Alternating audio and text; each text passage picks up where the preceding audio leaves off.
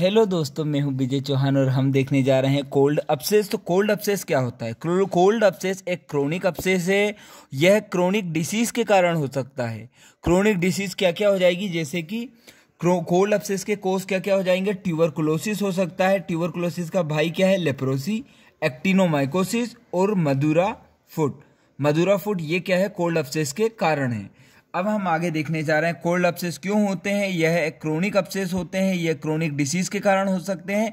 Cold अपसेस में क्या होते हैं? No sign of inflammation. Inflammation के साइन नहीं होते। इन्फ्लामेशन के साइन क्या क्या होते हैं अपने?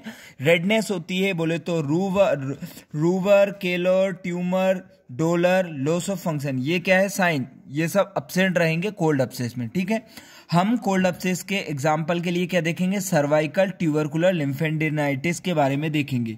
ये क्या है? यह most common extra pulmonary tuberculosis होता है। क्या होता है? Most common extra pulmonary tuberculosis होता है। अब ये किसके द्वारा होता है? ये मोस्ट कॉमन किन में देखा जाता है? ये ज़्यादातर देखा जाता है चिल्ड्रन में और वुमेन में। चिल्ड्रन में और वुमेन में कहाँ पे? More common in the Asia. Asia में, एशियन में ज़्यादातर देखा जा सकता है। इटियोलॉजी की बात की जाए तो किन लोगों में ज़्यादा होता है? तो ये क्या होता है, जब ये टॉन्सिल है और टॉन्सिल की ये क्रिप्ट है, तो टॉन्सिल की क्रिप्ट से ट्यूबरकुलोसिस का इन्फेक्शन का ट्रांसफर हो जाता है। क्या लिखा? Mycobacterium pass through the tonsillar crypt से पास हो जाता है। और ये किस लिम्फ नोड को अफेक्ट करेगा, उसके लिए एक चार्ट देखना है। सबसे पहले किसको अफेक्ट करेगा? तो यह नेक में जाएगा। तो नेक में सबसे पहले क्या है? ये नेक में, तो नेक में सर्वाइकल लिम्फ नोड है। उसके बाद कहाँ जाएगा? ये एक्जिला बना है, एक्जिला में जाएगा। उसके बाद कहाँ जाएगा? ये एब्डोमेन में जाएगा। एब्डोमेन के बाद ये कहाँ जाएगा? इंग्वाइनल रीजन में, की लिम्फ नोड को इन्वॉल्व करता है। तो इसको याद करने का तरीका क्या है? नेक में 85%, 85 में पहले 8 आ रहा, तो एक्जिला में आएगा 8%, एब्डोमेन में आएगा 5% और इंग्वाइनल रीजन में आएगा 2%। तो ये लिम्फ नोड क्या होती है? इसमें इन्वॉल्व होती है। अब क्या क्या क्लिनिकल फीचर लेके आता है पर्सन?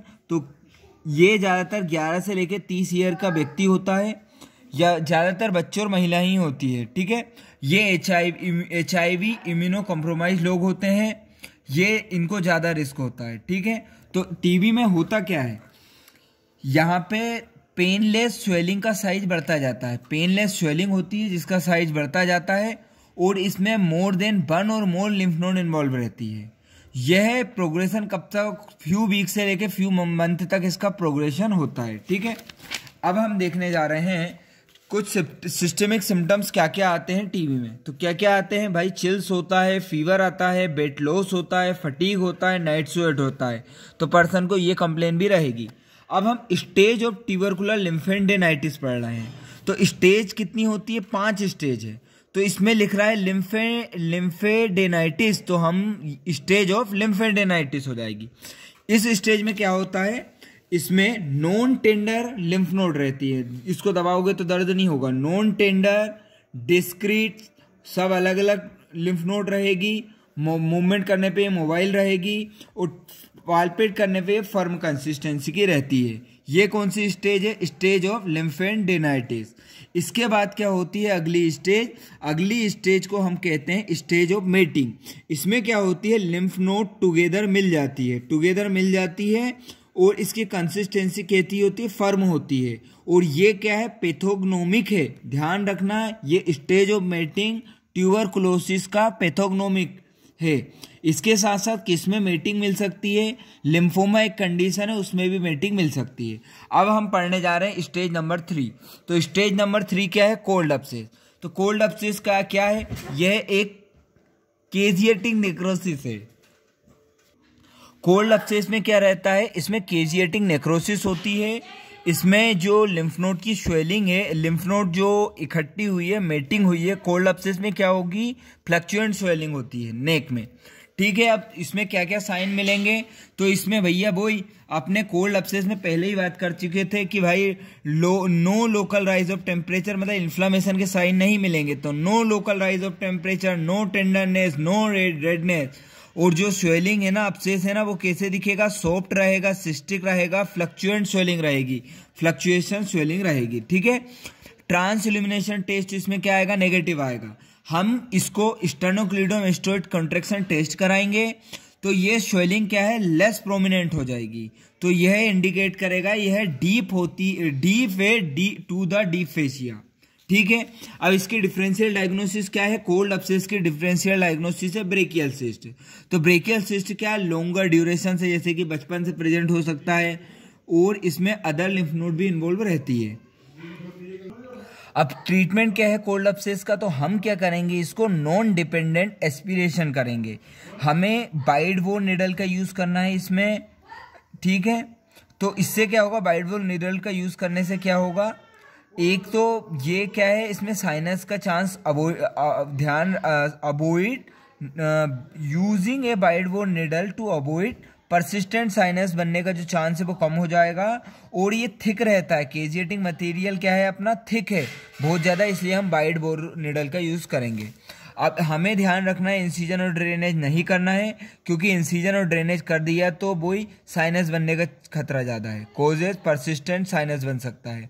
अब हमें क्या यूज़ करना है, कोल्ड एब्सेस में anti tubercular treatment ATT drug का यूज़ करना है। अब stage of collar stud abscess, इसमें क्या होता है, आप देखो ये कोल्ड एब्सेस है, ये डीप फेसिया दिख रहा है, डीप फेसिया को ये ब्रेक तोड़ता हुआ ये आ चुका है सबक्यूटेनियस टिश्यू में। ठीक है, तो ये कोल्ड एब्सेस बड़ी सी स्वेलिंग थी, इसके बाद ये अब क्या है, इसमें कोल्ड एब्सेस में बाहर ये अंदर स्वेलिंग दिख रही है, ये डीप फेसिया को ब्रेक करते हुए ये स्वेलिंग आ चुकी है अब सबक्यूटेनियस टिश्यू में। ध्यान रखना है इसने स्किन को ब्रेक नहीं किया है, क्यों, क्योंकि अगर स्किन को ब्रेक कर देती ना तो ये क्या साइनस बना देती है ना, तो अभी तक ब्रेक नहीं किया है। ये क्या है, कोलर स्टब एब्सेस। ठीक है, अब ये आपको अब अगली स्टेज क्या है, स्टेज ऑफ साइनस। तो स्टेज ऑफ साइनस में क्या है, यह है आपको ब्लाइंड साइनस क्या होती है, यह एक ब्लाइंड ट्रैक होता है लीडिंग टू, मतलब कि ये क्या हुआ है, जो स्किन है ना वो भी ब्रेक होके अब स्वेलिंग बाहर आ गई है, स्वेलिंग बाहर आ गई मतलब पस निकलने लगा, तो ये साइनस बन गई है। ठीक है, when collar stud abscess rupture through the skin. ठीक है, ये बता दिया। ध्यान रखें, इंडिया में कॉमनेस्ट वेराइटी की जो नेक में साइनस बन रही है ना, तो ये इसी के कारण बनती है, किसके कारण, ट्यूबरकुलोसिस के कारण बनती है। ज़्यादातर ये फीमेल में देखी जाती है। मल्टीपल, इस पर्सन में आपको मल्टीपल साइनस दिख रही है, जैसे ईयर के फ्रंट में दिख रही है, ये मल्टीपल साइनस टीबी के केस में मिलती है। इसके साथ साथ आपको क्या दिख रहा है, मल्टीपल ये दिख रही है, बाइड ट्यूबरकुलर साइनस बिल है, बाइड ओपनिंग, इसमें अल्सर हो सकता है, नो इंड्यूरेशन, पिगमेंटेशन हो सकता है ब्लूइश कलर का। A group of lymph node is usually palpate under the sinus. आपको